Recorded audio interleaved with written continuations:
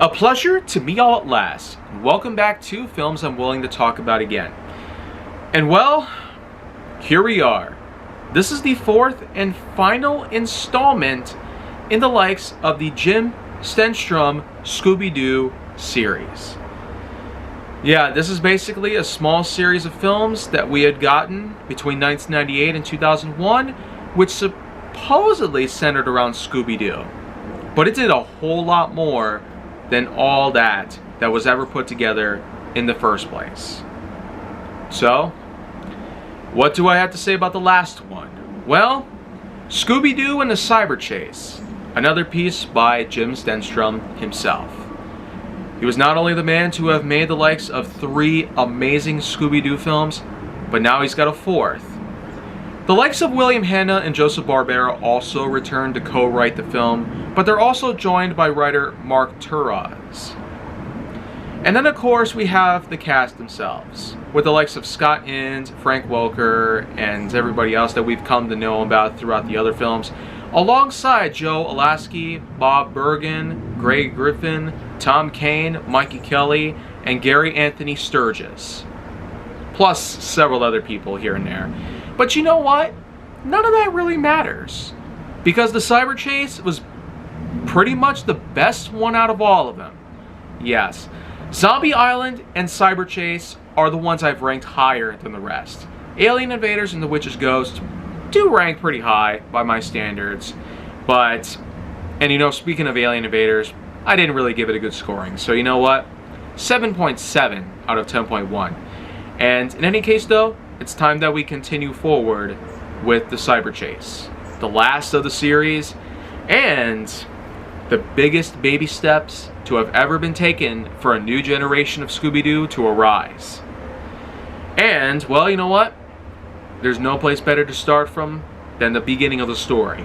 One night in a lab, we have 3 scientists, whom are in fact conducting various experiments. They're all working on a computer system when all of a sudden, an entity appears out of nowhere. A laser is fired, and a phantom is unleashed. Supposedly, he has the powers of a massive computer virus. That's why he's nicknamed the Phantom Virus.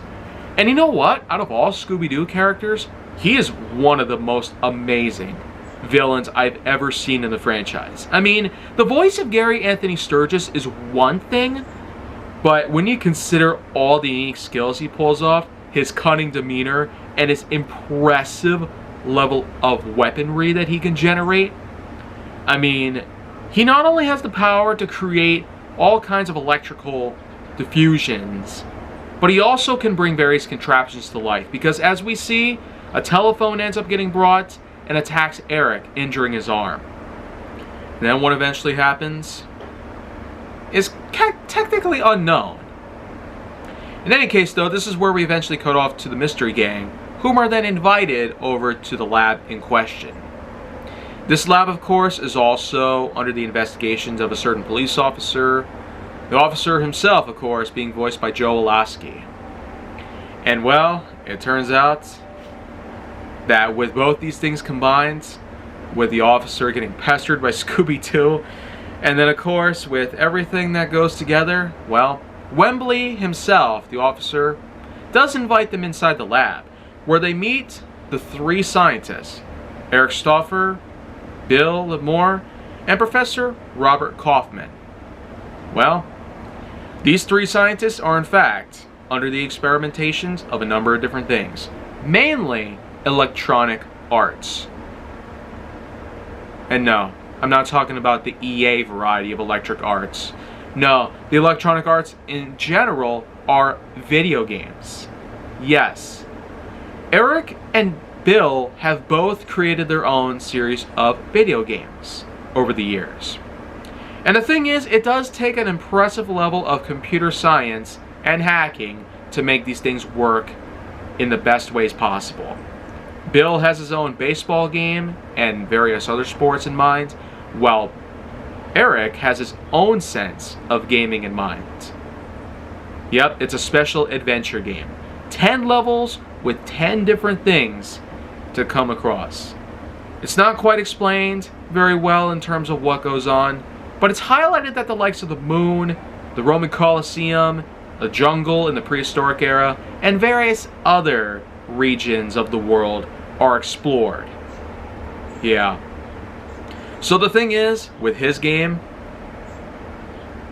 Eric's got a good chance of basically making it to a certain competition where he is hopeful enough to earn the grand prize, while Bill has his own eyes set upon with his baseball game.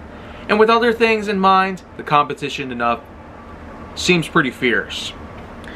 However, the computer virus, as they mentioned, a phantom that was created by the likes of a certain laser, which apparently has the power to digitize any matter and transport it to the world of Eric's own computer game. Yeah, who would have thought? A device would actually be capable enough to transport somebody from the real world into the world of the video game itself? That's crazy. But what's even crazier is what the Phantom Virus's weakness is. Because once they explain all the different things that went down and all the grueling details of that night where Eric got attacked and the virus was unleashed on the real world, well, it turns out that his biggest weakness are strong magnets. Yes. Because when Kaufman got a hold of a magnet from his desk, he found out that apparently the polarity was enough to stun the Phantom Virus and cause him to become discombobulated. And so, it's confirmed that these types of magnets that they have in the lab are enough to, in fact, stun and even distract the virus by all means. So that way, it can help buy them time for whatever they need to do to get their duties done and their investigation made as thorough and clean as possible. However, trouble appears. The virus comes around, goes through all around in the lab, chasing after Scooby and Shaggy, and even with this funny shock therapy session. Yeah, like I said, this one really is by far the best out of all of them. And they really sunk it down to the lowest depths. They really got as deep rooted in their creativity as they possibly could and managed to really reel it in for the best one that they could have possibly done out of all four of them. And the fact is that this was the height of when video games, computers, and other such technologies were at their heights. And while today they're even bigger and even better in millions of different ways, it was by this point in 2001 where we really got an all-time high in technological advancements. With cellular communication at its peak, with computer programming, video gaming, and a number of other things at an all-time high, it's no wonder why they wanted to circumnavigate this whole new world that we've come to know about. But in any case though, this trouble only gets worse. You see, the Mystery Gang, after convincing Scooby and Shaggy to go after the virus again, to try and reel him in to see if he can get hit by the laser that'll send him back to the digital world, apparently ends up failing miserably. Because the Mystery Gang ends up at the wrong spot. They end up getting hit by the laser, and right then and there, they're transported to Eric's game. At first, they start off on the moon. A level which seems easy as it is, but with the gravity on the moon being much lesser than Earth, and on top of that with the Phantom Virus somehow making his own appearance along with minions of his own, as well as a lunar rover that's not very useful for the gang. They do thankfully go so far to claim the Scooby snacks. Yeah, I should probably mention that the game that Eric made was actually based off of the Mystery Gang themselves, with the Mystery Gang being made for the game as playable characters, and the Scooby snacks themselves as the prize you need to collect in order to beat the levels.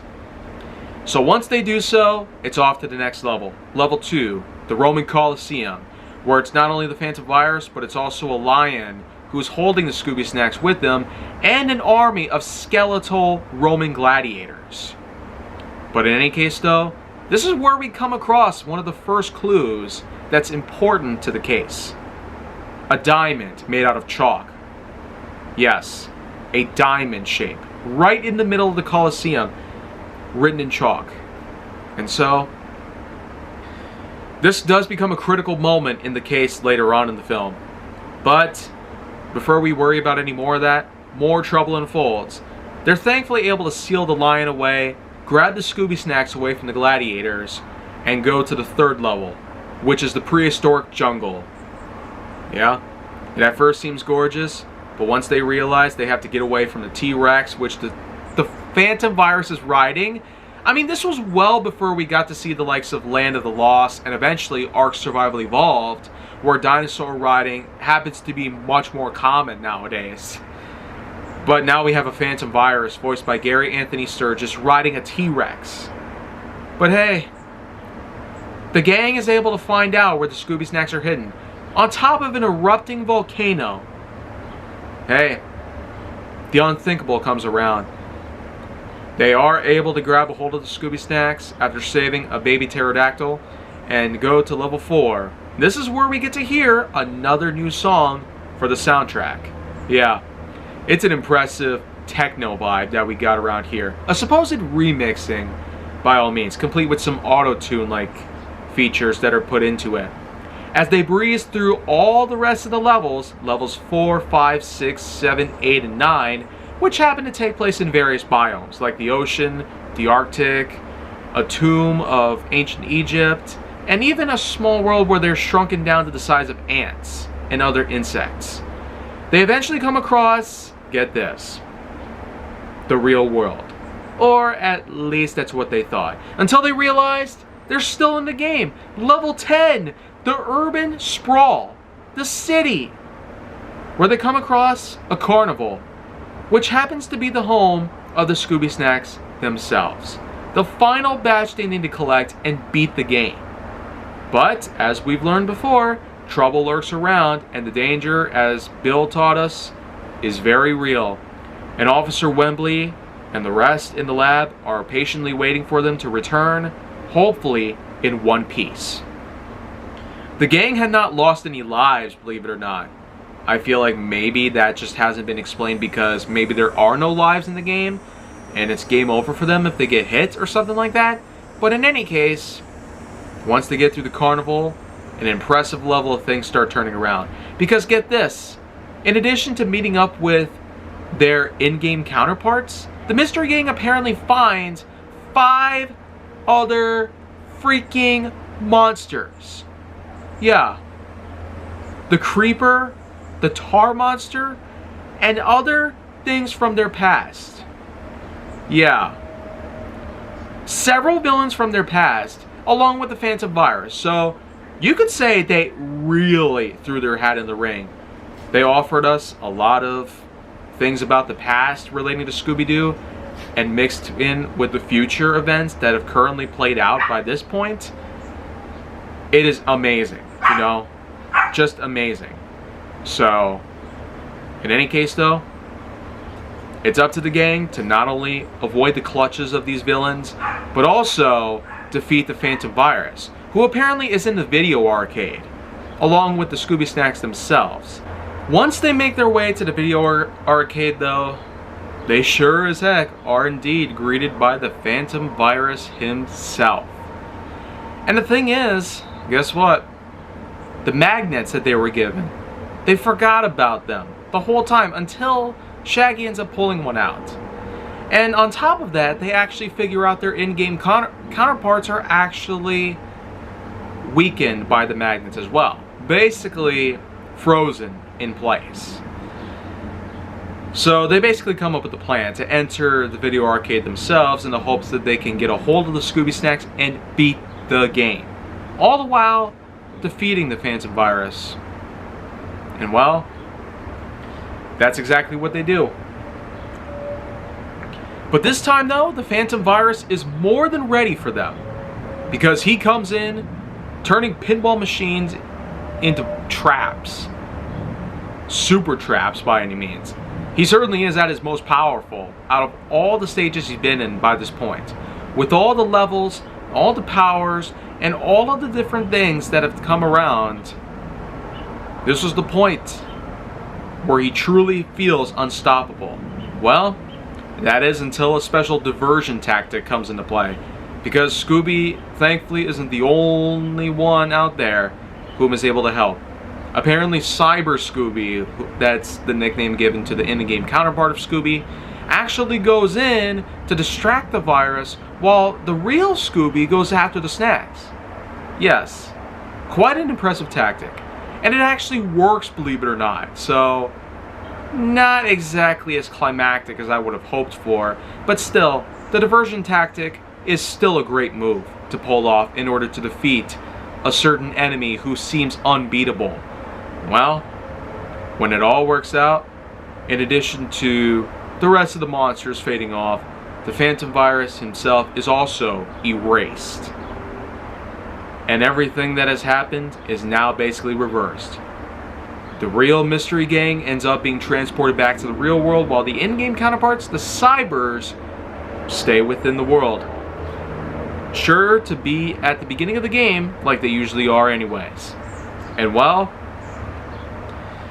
it was also nice to note that the Mystery Gang inside the game apparently has the clothing reminiscent to their old counterparts, like when Shaggy had a red shirt on and Velma had longer socks. So, these are all interesting details to note in this instance as well. So once they make it back to the real world, guess what? The Mystery Gang has a surprise for Kaufman and the rest. It turns out they found all the clues they needed to conclusify their case. The Phantom Virus shot at play ball in level 1. In level 2, a chalk diamond was found in the Coliseum. And in level 10, the Phantom Virus was actually seen inside of a batting cage, unbeknownst to them until he turns around and faces them. So, all these clues here, much like what we've seen before in Scooby-Doo, they all add up to one suspect. Bill. That's right. Bill created the virus, beamed the gang into cyberspace to prevent them from figuring out who was behind all this, and allowed for the virus to cause all sorts of ruckus in the lab and elsewhere. So, he is taken away by Wembley. And well, it's game over. So, yeah, pun certainly intended by this point. Well, after all that, they celebrate with a nice day out at a restaurant where Scooby actually shows off his unique hacking skills on a laptop. And this, my friends, is the end of an era which allowed for a whole new generation for Scooby-Doo fans and all sorts of movie lovers alike and show lovers to come together and watch some Scooby-Doo for a long, long time. Even to this day, we have to pay ourselves a lot of tribute after more than 20 years have passed to these 4 films that Jim Stenstrom and all these different writers and actors and animators alike have all put together for us to fall in love with and realize what's new Scooby-Doo, plus all these newer Scooby-Doo films and shows, probably wouldn't have been made as possible had it not been for such big commercial success brought on by all 4 of these films combined. It's an immense level of money that they managed to make. Millions worth. Even billions. When you basically adjust to today's inflation, it's a staggering level. Possibly enough to beat the likes of Avatar and Titanic, which of course were made possible by James Cameron. So you could say Jim Stenstrom was at a near competitive level with James Cameron. So, even though that's not exactly true, the money he made from those 4 films was unbelievable by all commercial standards and consumer standards alike. So, that is it. 4 films in 1 week. But it's not over yet, because I intend to end this week with another. So, off to see Twisters, as it's out today. So, I will come back with more films, and I will see you guys later on as time goes on.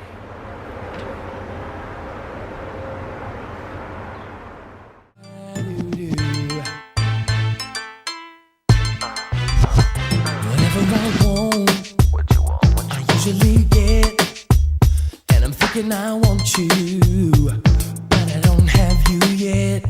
I ain't got no tricks to be playing on you.